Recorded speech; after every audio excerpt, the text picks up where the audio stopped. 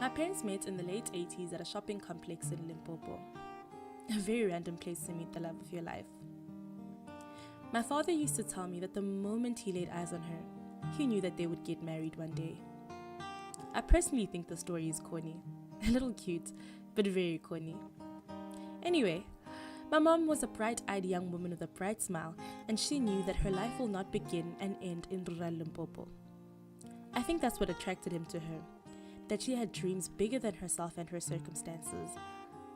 My mother grew up in a typical black home. Her mother was a domestic worker, her father a farm laborer. They struggled to make ends meet, but they got by. They survived.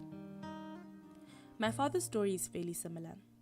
At some point, his parents couldn't put him through school, and he had to do odd jobs to finance his studies. Although black people were receiving substandard education at the time, he was convinced that education was his ticket out of poverty. Reading opened his mind to another world.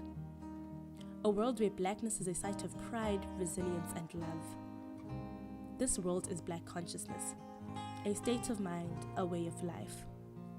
And this is the life I've always known, that black is beautiful, and that I possess more power than the world will have me know. My father and I bonded over documentaries about liberation leaders. He gave me his copy of Steve Biko's I Write What I Like when I was 15, the most precious gift I've ever received. In that same year, my mother bought me my first wraparound skirt, and I've been dressing like a 70s dream ever since. I was a very odd teenager who was obsessed with fashion from an era she never experienced. It took a lot of self-confidence to rise above the stare's impressions about why I don't dress like people my age. But my parents have always told me that it's okay to be different. I still live by those values. Still black, still proud, and very resilient.